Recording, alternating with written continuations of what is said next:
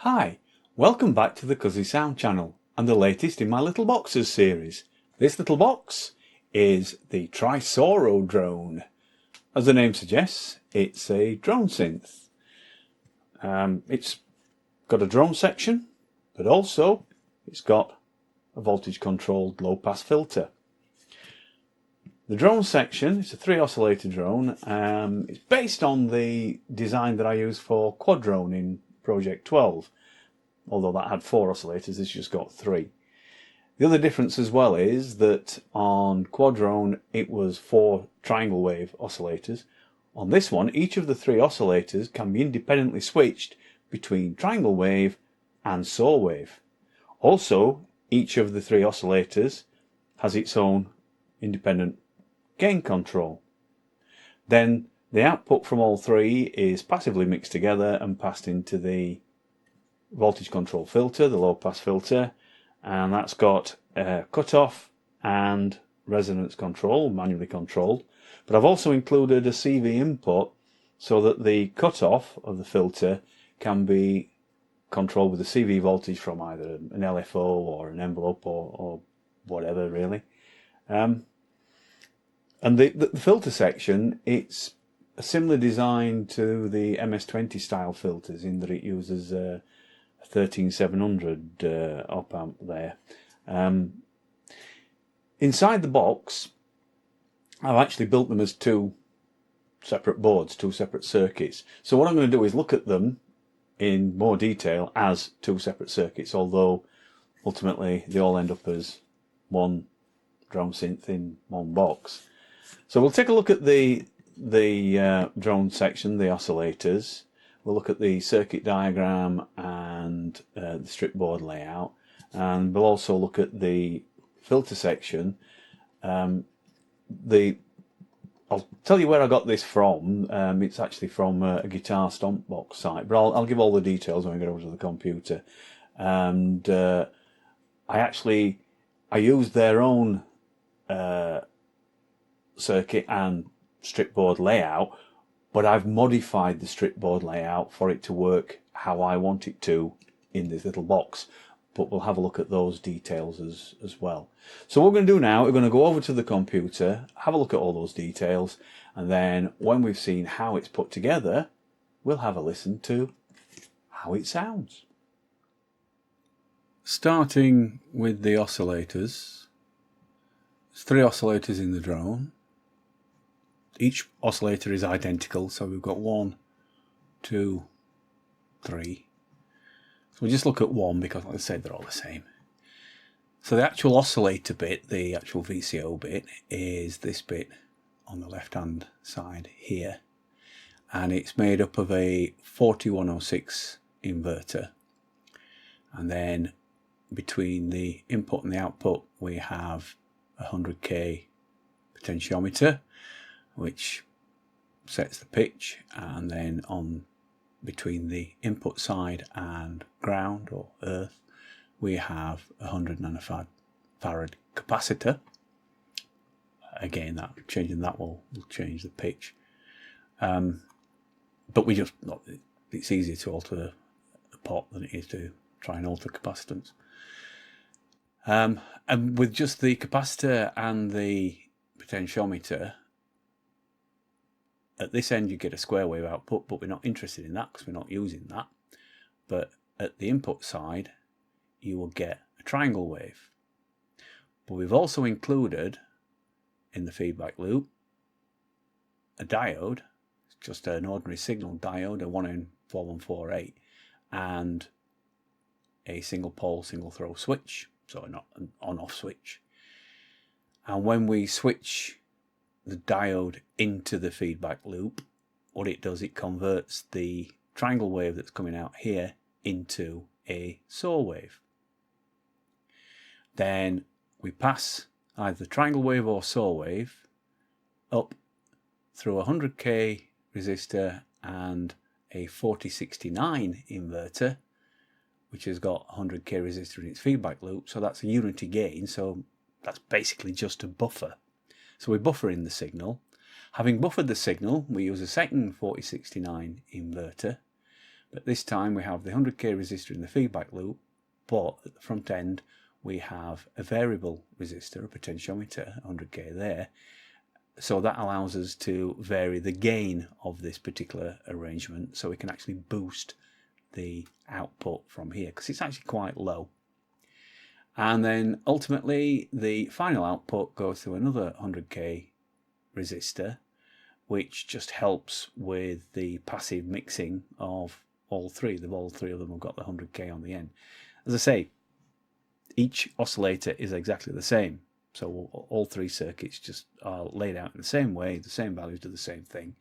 Then they're all passively mixed through these 100k resistors. And I've shown it with a jack on the output here. In reality, in the box, don't use a jack. That is literally connected with a wire straight into the input on the filter. Strip board layout for the oscillators looks like this. So there's your 4106, your 4069. We only use the 6 inverters in the 4106. We only use 3 of them, so the other 3 are grounded to help reduce the chances of interference. And because we use, there's 6 inverters in the 4069, but because we use 2 per oscillator, all 6 are used in that particular chip. And then as you can see, all the resistors, they're all 100k, and the capacitors, there's 3 of those, they're all 100 nanofarad. The complicated bit is when you start wiring it all up to the potentiometers. So you've got 3 frequency potentiometers and 3 gain potentiometers. So I've labelled the wires here so F2, 1, F2, 2 is the 2 contacts on the pot for adjusting frequency of oscillator 2. So F is frequency, G is gain. So these are the gain pots. In order to get the switch for switching between triangle wave and saw wave, that's done actually on the frequency pot itself. So there's an example, I've just shown one example here. So as well as connecting the wires from the circuit board, you also connect a diode, a 1N4148 signal diode, via an on-off switch to the other side of the potentiometer. So that then the potentiometer and this switch arrangement, diode switch arrangement, is connected across the input and output of your 4106 inverter. All the potentiometers are all 100k linear. Whether that's for the gain or the frequency, they're all the same. So that's that. For the actual filter, I the circuit diagram from DIYStompboxes.com. So that's the circuit diagram itself. The main difference in what I've done is this is where they provide the VR, which is a reference voltage. I'll talk about that a bit more in a moment. They've done it with a resistor and some LEDs, and there's a capacitor in there as well. I've used a slightly different, much simpler arrangement to get a reference voltage, but I'll explain that in a bit. This is kind of their strip board layout, but on this strip board layout it can be a bit confusing because it doesn't actually show the track cuts.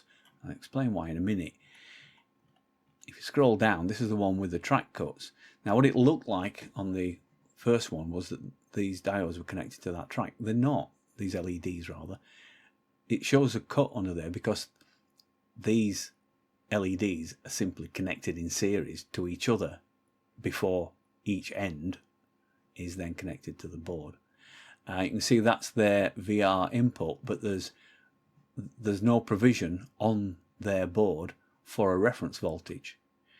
And there's also, the eagle-eyed among you will spot that there's no provision for a CV input, which I talked about during the introduction. Which brings me on to my modified strip board layout. So I've kept most of their original strip board layout, but I've used a simple voltage divider to provide a reference voltage on the board. So that 100k resistor there and that 100k resistor there. So that one's connected to the 9V power rail, which is then connected to this resistor. There's nothing else connected under there. That's why I've got that track cut there, so it doesn't actually interfere with what's going on over here. And then the second resistor goes from the first resistor down to ground. So each end, we've got one end at 9V, one end at ground, and the junction in the middle gives us our reference voltage, and because they're both the same value, it simply divides that by 2. So we're getting approximately 4.5 volts from a 9V supply as our midpoint reference voltage. So we connect, as I said here, you connect this VREF out to VREF in, and that provides you with your reference voltage for the op-amp. The other modification I've made is I've added the CV input, and it's simply another 100k resistor going to the top rail there, but so it doesn't interfere with the input from the oscillators, there's another track cut, that I've an extra track cut that I've made there.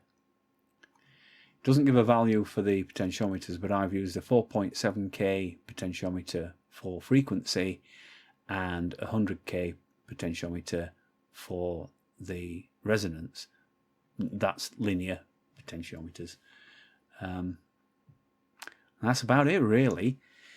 What I'm going to do is, for my own circuit diagrams and my own stripboard layouts, I will put those in the Cuzzy Sound Dropbox and give you a link down in the description. For the original circuit diagram and their original discussions and stripboard layouts, I'll put the web link, the website link, down in the description to this video, so you can pick up everything you need to have a go at knocking up these circuits.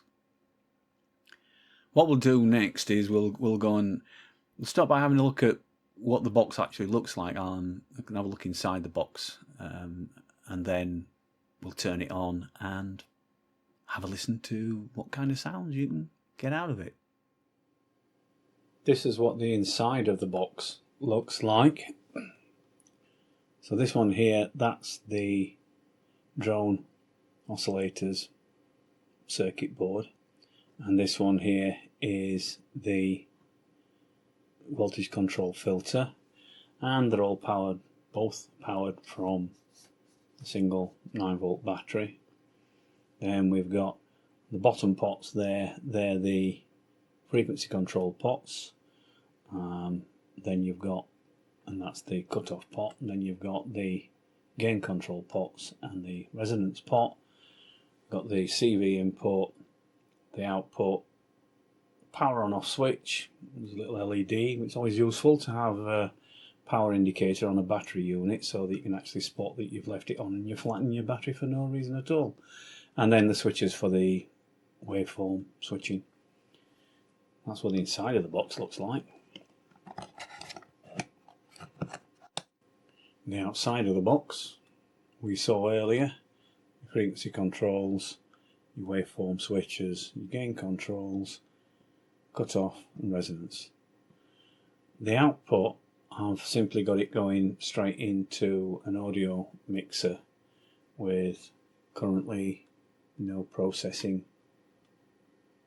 other than what's coming out. You know, all you're going to hear is what comes out of the drone itself. So if I turn it on and then bring up the volume,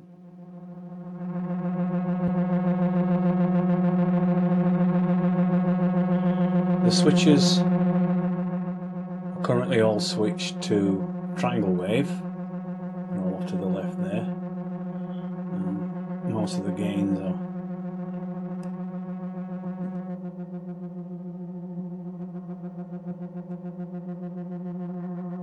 you can actually turn a couple of them off and you've got just dominate one.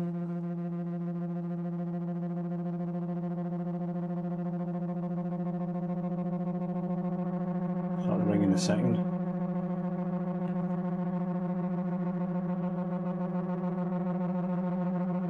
a third.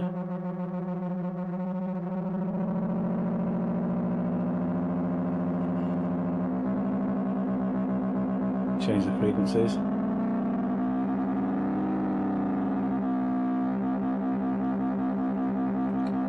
As I say, the cutoff is set to maximum, so manually.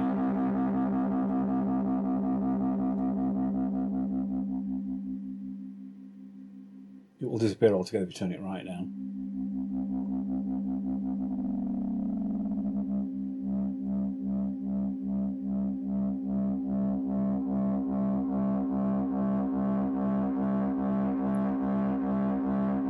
You dial the resonance in.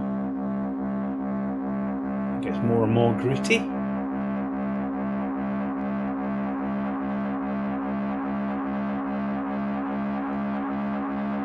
It's full of resonance.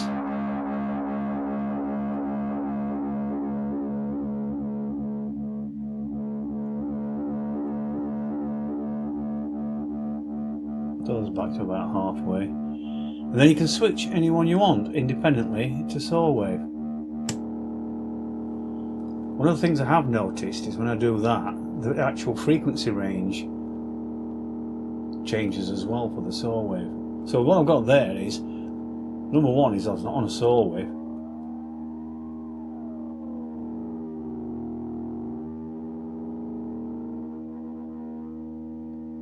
And then the other two are still switched to triangle wave.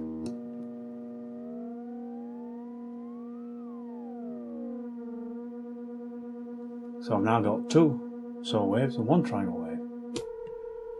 And as you hear, as I say, it changes the frequency.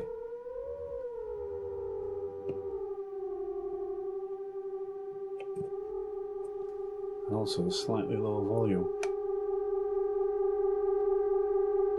Which makes sense because you kind of a diode is going to take some of the voltage out of the system. You're going to change it. But because they're a higher frequency as well, the fact that I got that set quite low means I was cutting out more of the signal on the cutoff.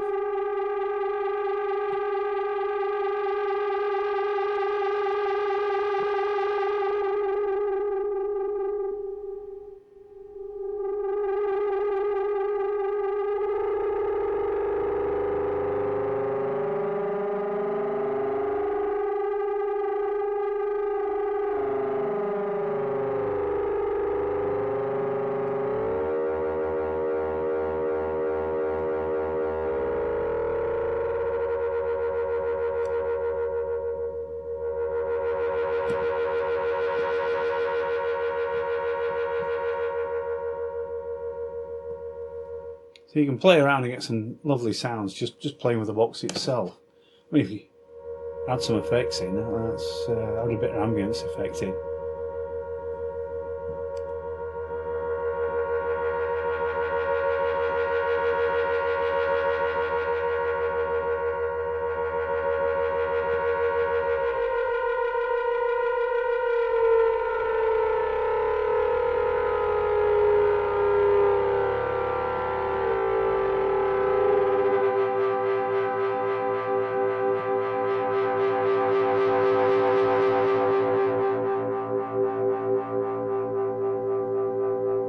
All gets a little sci-fi, really.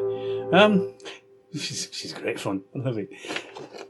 What I'm going to do now into the CV I'm going to add a. You can't see it because it's not actually on screen, but for convenience, I'm using a looping envelope from Project 12. So. Tagging some other rhythm things. I've actually on the looping envelope I've got the attack set quite low, so that's a sharp attack, and the release is set to a short period as well, so we've got a short attack, short release.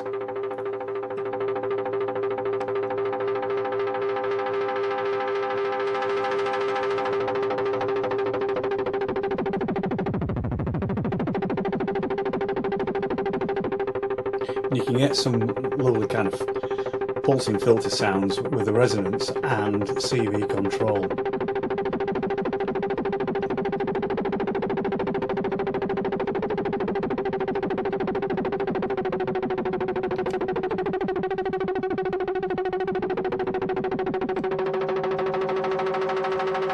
So if you start to kind of increase the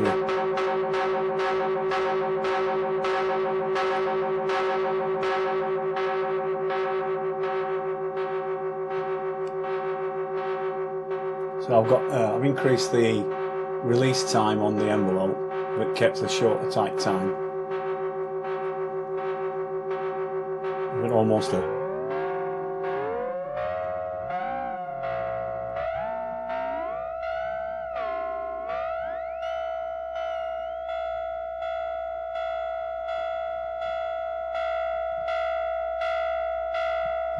bell sound there now.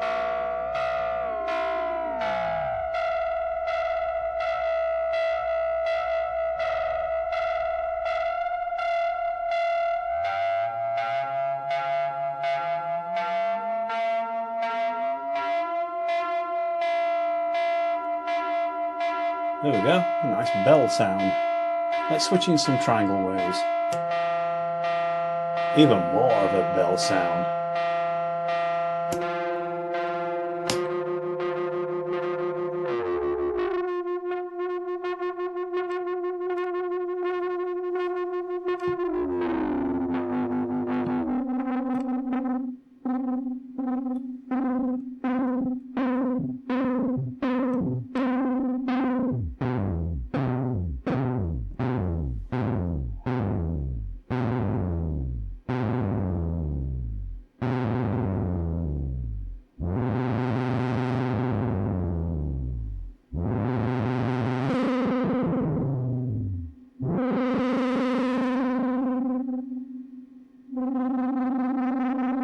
So I've now increased the attack time and increased the release time.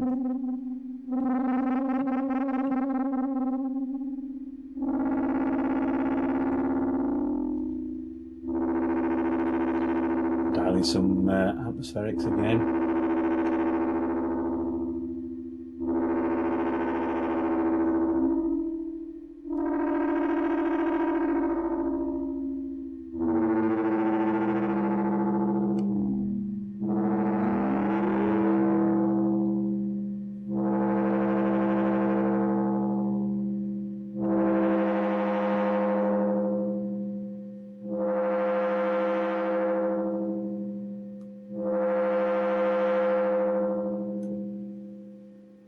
Well, there you go. So just a very short demo with some kind of things, kind of sounds you can get out of the Trisawrodrone. So, yeah, well, I've given you the circuit diagrams. I've given you stripboard layouts. So, if you fancy playing around with your own Trisawrodrone, then yeah, go on, have a go. Build your own.